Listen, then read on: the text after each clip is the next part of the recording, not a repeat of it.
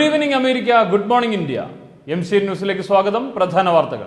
ശ്രദ്ധേയമായ Wisconsin governor തെരഞ്ഞെടുപ്പിൽ Republican സ്ഥാനാർത്ഥി സ്കോട്ട് വോക്കർക്ക് ചരിത്ര ജയം. ശാസ്ത്ര കുതുകികൾക്ക് വിസ്മയമായി ഈ നൂറ്റാണ്ടിലെ ശുക്രസന്തരണം ദൃശ്യമായി. ഇന്നലെ നടന്ന റിപ്പബ്ലിക്കൻ ഹിതപരിശോധനയിൽ 5 സ്റ്റേറ്റുകളിലും റോംനിക്ക് വിജയം. പാകിസ്ഥാനിൽ US നടത്തിയ ഡ്രോൺ ആക്രമണത്തിൽ അൽ ഖ്വയ്ദ നേതാവ് അബു യാഹ്യ അൽ ലിബി കൊല്ലപ്പെട്ടതായി റിപ്പോർട്ട്. ഞാൻ അരവിന്ദ്. വാർത്തകൾ വിശദമായി. ശ്രദ്ധേയമായ വിസ്കോസിൻ ഗവർണർ തെരഞ്ഞെടുപ്പിൽ റിപ്പബ്ലിക്കൻ സ്ഥാനാർത്ഥി സ്കോട്ട് വോക്കർക്ക് ചരിത്ര ജയം. 53% വോട്ട് നേടിയാണ് വോക്കർ വിജയം സ്വന്തമാക്കിയത്. വിസ്കോസിനിൽ ഇന്നലെ നടന്ന ഗവർണർ ഉപതെരഞ്ഞെടുപ്പിൽ റിപ്പബ്ലിക്കൻ സ്ഥാനാർത്ഥിയും ഇവിടുത്തെ മുൻ ഗവർണറുമായിരുന്ന സ്കോട്ട് വോക്കർക്ക് ജയം. Tonight we tell Wisconsin, we tell our country, and we tell people all across the globe that voters really do want leaders who stand up and make the tough decisions. തൊഴിലാളികൾക്ക് മേൽ വരുത്തിയ കർശന നിയന്ത്രണങ്ങളായിരുന്നു നിലവിൽ ഗവർണറായിരുന്ന വോക്കറുടെ സ്ഥാനം പോകുന്നതിലേക്ക് വഴിവെച്ചത്. 1 ലക്ഷത്തോളം registered വോട്ടർമാർ വോക്കറെ governor സ്ഥാനത്ത് നിന്ന് മാറ്റുവാനായി ഭീമഹർജി സമർപ്പിച്ചിരുന്നു. ഇതേ തുടർന്നാണ് ഇവിടെ ഗവർണർ സ്ഥാനത്തേക്ക് ഉപതെരഞ്ഞെടുപ്പ് നടന്നത്. നവംബറിൽ നടക്കാനിരിക്കുന്ന അമേരിക്കൻ പ്രസിഡന്റ് തെരഞ്ഞെടുപ്പിന്റെ തുടക്കം എന്ന നിലയിൽ ഏറെ വാശിയേറിയ മത്സരമാണ് ഇവിടെ നടന്നത്.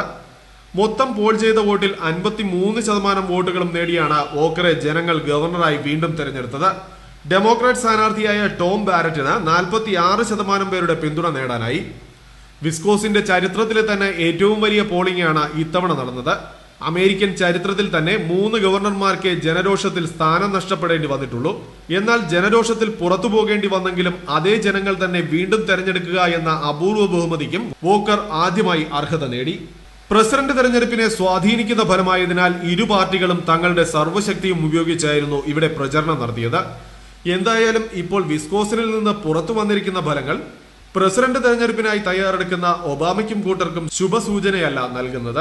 1988 ശേഷം ഒരു ഡെമോക്രാറ്റ് അംഗവും ഇവിടെ നിന്ന് വിജയിച്ചിട്ടില്ല എന്ന കാര്യം ഇപ്പോൾ പറയുന്നുണ്ടെങ്കിലും 2008 പ്രസിഡന്റ് തെരഞ്ഞെടുപ്പിൽ ഒബാമയ്ക്കൊപ്പം നിന്ന ചരിത്രവും മുന്നിലുള്ളത് ഡെമോക്രാറ്റ് ക്യാമ്പിനും പരാജയ സമയത്തും പ്രതീക്ഷ നൽകുന്നുണ്ട്. കാലിഫോർണിയയിൽ സിഗരറ്റിന് ഏർപ്പെടുത്തിയ അധിക നികുതിക്ക് ജനപിന്തുണ കുറവാണെന്ന് തെളിഞ്ഞു. ഒരു പാക്കറ്റ് സിഗരറ്റിന് $1 നികുതിയാണ് അധികൃതർ ചുമത്തിയത്. കാലിഫോർണിയൻ ഭരണകൂടം സ്റ്റേറ്റിൽ വിൽക്കുന്ന സിഗരറ്റിനുള്ള നികുതി വർദ്ധിപ്പിച്ച നടപടിക്ക് ജനപിന്തുണ വളരെ കുറവാണെന്ന് റിപ്പോർട്ടുകൾ. സ്റ്റേറ്റിൽ വിൽക്കുന്ന ഒരു പാക്കറ്റ് സിഗരറ്റിന് മേൽ $1 നികുതി ചുമത്താനാണ് അധികൃതർ തീരുമാനിച്ചിരുന്നത്. ഇതിനെ അനുകൂലിച്ചുകൊണ്ട് 50.8% പേരും ഇതിനെ പ്രതികൂലിച്ചുകൊണ്ട് 49.2% പേരും ആയതോടെ നിയമം നടപ്പിലാക്കുന്നത് ത്രിശങ്കൂലായി. കഴിഞ്ഞ ഒരു വ്യാഴവട്ടക്കാലമായി കാലിഫോർണിയ സിഗരറ്റിന് മേലുള്ള നികുതി വർദ്ധിപ്പിച്ചിരുന്നില്ല. പുകയില വിരുദ്ധ കുട്ടികൾ എന്നാണ് ഈ പുതിയ പരിപാടിക്ക് അധികൃതർ നൽകിയിരിക്കുന്ന പേര്. ഈ നിയമത്തിന്മേലുള്ള ജനപിന്തുണ അറിയാനായി നടത്തിയ വോട്ടിംഗിൽ ആകെ വോട്ട് രേഖപ്പെടുത്തിയവരിൽ 21,993 പേർ അനുകൂലിച്ചു. 21,985 പേർ പ്രതികൂലിച്ചും വോട്ട് ചെയ്തു. സിഗരറ്റിന് അധികൃതർ നിർദ്ദേശിച്ചതുപോലെ നികുതി വർദ്ധിപ്പിച്ചാൽ പ്രതിവർഷം $735 അധികമായി നേടാനാകുമായിരുന്നു. നിരക്ക് വർദ്ധിപ്പിച്ച് പുകവലി ശീലം കുറയ്ക്കുക എന്നതായിരുന്നു അധികൃതരുടെ ഉദ്ദേശം. കാലിഫോർണിയയിലെ മൊത്തം ജനസംഖ്യയിൽ 12% പേർ മാത്രമാണ് പുകവലിക്കാരായുള്ളത്. ഇത് അമേരിക്കയിലെ ഏറ്റവും കുറച്ച് പുകവലിക്കാരുള്ള സ്റ്റേറ്റുമാണ്. ജനഹിതം തിരിച്ചായതോടെ പുതിയ നികുതി നടപ്പിലാക്കുന്നത് സംബന്ധിച്ച് പുതിയ തീരുമാനം അധികൃതർക്ക് എടുക്കേണ്ടി വരും. ശാസ്ത്ര കുതുകികൾക്ക് വിസ്മയമായി ഈ നൂറ്റാണ്ടിലെ അവസാന ശുക്രസന്തരണം ദൃശ്യമായി. 2117 ഡിസംബറിലാണ് അടുത്ത ശുക്രസന്തരണം നടക്കുന്നത്. ആകാശ വിസ്മയത്തിലെ അപൂർവ പ്രതിഭാസമായ ശുക്രസംതരണം അവിസ്മരണീയമായ കാഴ്ചയായി. ഉദയസൂര്യനെ ചുറ്റി കറുത്ത പൊട്ടായി കടന്നു പോകുന്ന വിധത്തിലാണ് ഇത് ദൃശ്യമായത്. ഇന്ത്യയിൽ 7 മണിയോടെയാണ് ശുക്രസംതരണ ദൃശ്യം കാണാൻ കഴിഞ്ഞതെന്ന് Nehru planetarium director N. Ratnasree പറഞ്ഞു. സൂര്യോദയത്തിന് ശേഷമുള്ള ആദ്യ മണിക്കൂറുകളിലാണ് ഇത് ദൃശ്യമായത്. എന്നാൽ കേരളത്തിൽ പലയിടത്തും മഴക്കാറ് മൂലം ഈ ആകാശവിസ്മയം കാണാൻ കഴിഞ്ഞില്ല. ഭൂമിക്കും സൂര്യനുമിടയിലൂടെ ശുക്രഗ്രഹം കടന്നു പോകുന്നതിനെയാണ് ശുക്രസംതരണം എന്ന് പറയുന്നത്.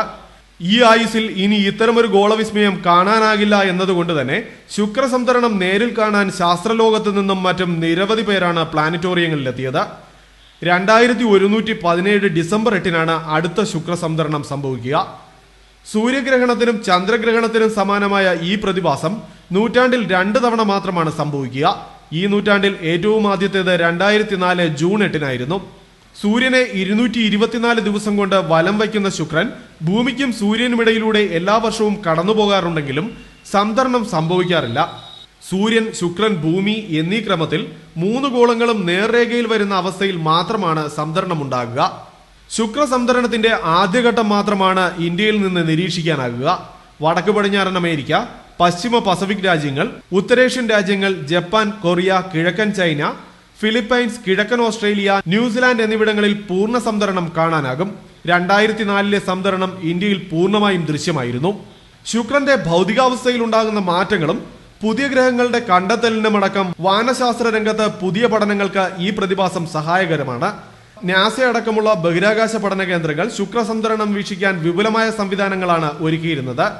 സൺഫിൽറ്റർ ഉപയോഗിച്ച് മാത്രമേ ഇത് വീക്ഷിക്കാൻ പാടുള്ളൂ എന്നാണ് വിദഗ്ധർ നിർദ്ദേശിച്ചിരുന്നത്.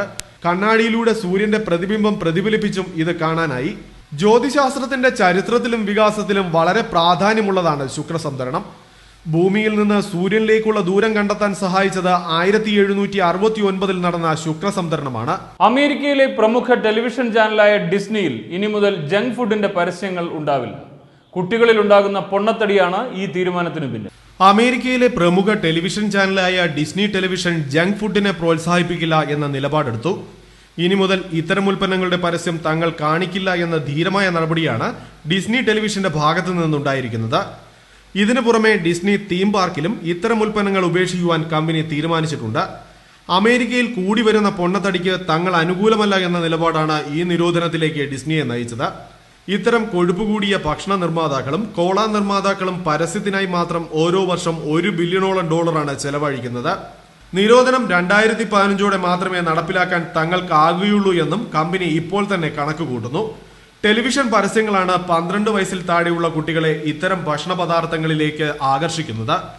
എന്നാൽ ഇത്തരം വിപ്ലവകരമായ തീരുമാനമെടുത്താൽ ഭീമമായ നഷ്ടമാണ് കമ്പനിയെ കാത്തിരിക്കുന്നതെന്നും ഈ നഷ്ടത്തിൽ നിന്ന് കരകയറാൻ ദിവസങ്ങൾ എടുത്തേക്കുമെന്നും ഡിസ്നി ടെലിവിഷൻ സിഇഒയായ ബോബ് ഐഗർ അറിയിച്ചു.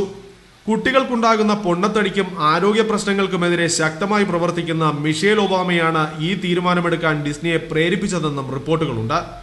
അതിനിടെ പുറത്തുവരുന്ന ഒരു പഠനം തെളിയിച്ചത് അമേരിക്കയിലെ 1/3 കുട്ടികളും പൊണ്ണത്തടി കൊണ്ട് കഷ്ടപ്പെടുന്നവരാണെന്നാണ്.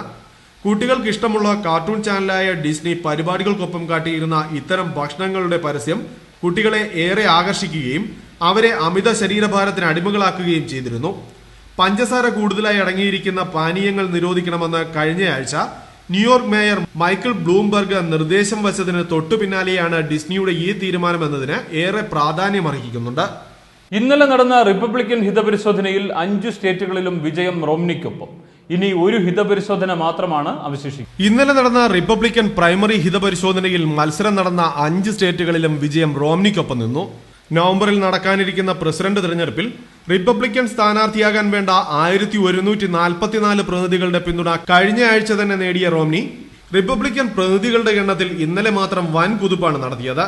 California, New Jersey, south Dakota, new Mexico, Montana എന്നീ സ്റ്റേറ്റുകളിലാണ് റോംനി ഇന്നലെ ഉജ്ജ്വല വിജയം നേടിയത്. കാലിഫോർണിയയിൽ നിന്നുള്ള 169 പ്രതിനിധികൾ ഉൾപ്പെടെ 264 പ്രൈമറി ഡെലിഗേറ്റ്സിന്റെ പിന്തുണയാണ് റോംനി ഇന്നലെ ഒരു ദിവസം കൊണ്ട് നേടിയത്. ഇതോടെ റോംനിയുടെ ജനപിന്തുണ 1400 കവിഞ്ഞു. ഇനി ഒരു ഹിതപരിശോധന കൂടിയേ അവശേഷിക്കുന്നുള്ളൂ. ജൂൺ 26 നടക്കാനിരിക്കുന്ന യൂട്ടാ പ്രൈമറി ഹിതപരിശോധനയാണിത്. അമേരിക്കൻ പ്രസിഡന്റ് തെരഞ്ഞെടുപ്പിന്റെ ചിത്രം നേരത്തെ തന്നെ വ്യക്തമായതിനാൽ ഏറെ പ്രാധാന്യമൊന്നുമില്ലാത്ത ഹിതപരിശോധനയാണ് ഇന്നലെ നടന്നത്.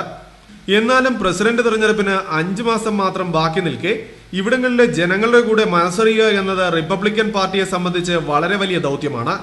ഇലക്ഷൻ പ്രചരണത്തിനായി കൂടുതൽ പണം സമ്പാദിക്കാനുള്ള ശ്രമത്തിലാണ് ഇപ്പോൾ റോംനിയും കൂട്ടരും. ഇതിനായി ഇന്ന് സാൻ ആന്റോണിയോയിലും ഹൂസ്റ്റണിലും പ്രത്യേക അത്താഴ വിരുന്നുകൾ സംഘടിപ്പിച്ചിട്ടുണ്ട്. ഇവിടേക്കുള്ള പ്രവേശനത്തിനായി $2500, റോംനിക്കൊപ്പം ഫോട്ടോ എടുക്കണമെങ്കിൽ $10,000, റോംനിക്കൊപ്പമുള്ള അത്താഴത്തിന് $50,000 സംഘാടകർ ഈടാക്കുന്നത്. നൈജീരിയയിലുണ്ടായ വിമാനാപകടത്തിൽ 8 അമേരിക്കക്കാർ കൊല്ലപ്പെട്ടതായി റിപ്പോർട്ടുകൾ. ബന്ധുക്കളുടെ വിവാഹത്തിൽ പങ്കെടുത്ത് മടങ്ങും വഴിയാണ് അപകടം നടന്നത്. നൈജീരിയയിലെ ലാഗോസിലുണ്ടായ വിമാനാപകടത്തിൽ 8 അമേരിക്കക്കാർ മരണപ്പെട്ടതായി സ്ഥിരീകരിച്ചു. ടെക്സാസിൽ നിന്നുള്ള 2 സഹോദരിമാരും കണക്ടിക്കട്ടിൽ നിന്നുള്ള 6 അംഗ കുടുംബവുമാണ് ലോകത്തെ നടുക്കിയ ഈ അപകടത്തിൽ മരണപ്പെട്ട അമേരിക്കക്കാർ. നൈജീരിയയിലുള്ള തങ്ങളുടെ ബന്ധുക്കളുടെ വിവാഹത്തിൽ പങ്കെടുത്ത് മടങ്ങവെയാണ് അപകടം നടന്നത്. അപകടത്തിൽ വിവിധ രാജ്യങ്ങളിലുള്ള 152 പേരുടെ മൃതദേഹങ്ങൾ അധികൃതർ കണ്ടെത്തിയിട്ടുണ്ട്. ഞായറാഴ്ചയായിരുന്നു അപകടം നടന്നത്.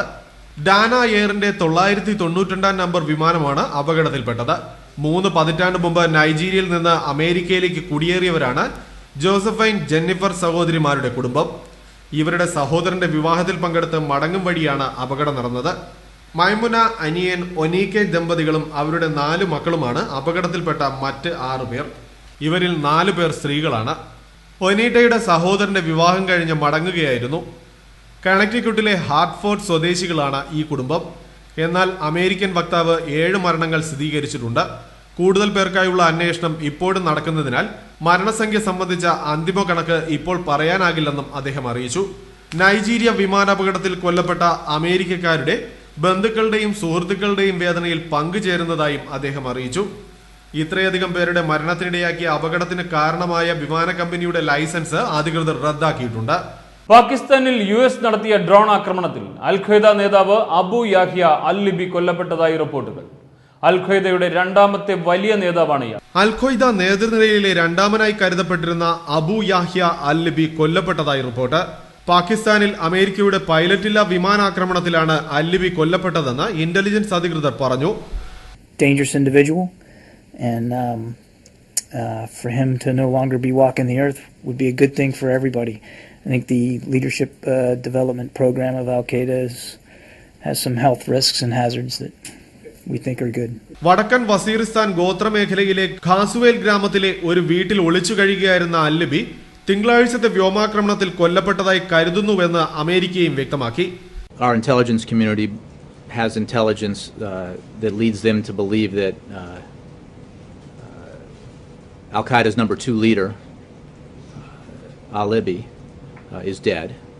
വീടിന് മുകളിൽ മിസൈലുകൾ പതിച്ച സമയത്ത് അൽ-ലിബി വീട്ടിലുണ്ടായിരുന്നതായി സൈനികരും നാട്ടുകാരും സ്ഥിരീകരിച്ചു. ആക്രമണത്തിൽ ഒരു അറബിയും കൊല്ലപ്പെട്ടതായി റിപ്പോർട്ടുകളുണ്ട്. ലിബിയക്കാരനായ അബു യാഹ്യ അൽ-ലിബിയാണോ ഇതെന്ന കാര്യം വ്യക്തമായിട്ടില്ല. അൽ-ലിബിയുടെ വാഹനം ആക്രമണത്തിൽ തകർന്നു. എന്നാൽ അൽ-ലിബിയുടെ സുരക്ഷാഭടനും ഡ്രൈവറുമാണ് കൊല്ലപ്പെട്ടതെന്നും ആക്രമണം നടന്ന സമയത്ത് അൽ-ലിബി വീട്ടിലുണ്ടായിരുന്നില്ലെന്നും താലിബാൻ പ്രാദേശിക നേതാവ് മാധ്യമങ്ങളോട് പറഞ്ഞു. ഒസാമ ബിൻ ലാദൻ കഴിഞ്ഞ വർഷം കൊല്ലപ്പെട്ട ശേഷമാണ് ഐമാൻ അൽ സവാഹിരി അൽ-ഖ്വയ്ദ നേതൃത്വം ഏറ്റെടുത്തത്. ഇതോടെ നേതൃനിരയിൽ 2ാം സ്ഥാനത്തേക്ക് ഉയർന്ന നേതാവാണ് അബു യാഹ്യ അൽ-ലിബി. ഗോത്രമേഖലയിൽ അൽ-ഖ്വയ്ദയുടെ ദൈനംദിന പ്രവർത്തനം നിയന്ത്രിച്ചിരുന്നത് അൽ-ലിബിയാണ്. 2 ആഴ്ചയായി തുടരുന്ന ഡ്രോൺ ആക്രമണത്തിന്റെ പേരിൽ പാകിസ്ഥാനും അമേരിക്കയും തമ്മിൽ രൂക്ഷമായ അഭിപ്രായ ഭിന്നതയിലാണ്. ഭീകരവാദികളെ തുരത്താനെന്ന പേരിൽ അഫ്ഗാൻ അതിർത്തിയോട് ചേർന്ന പാക് ഗോത്രമേഖലയിൽ അമേരിക്ക നടത്തുന്ന ആക്രമണങ്ങളിൽ നിരപരാധികളായ നാട്ടുകാരും കൊല്ലപ്പെടുന്നുണ്ട്.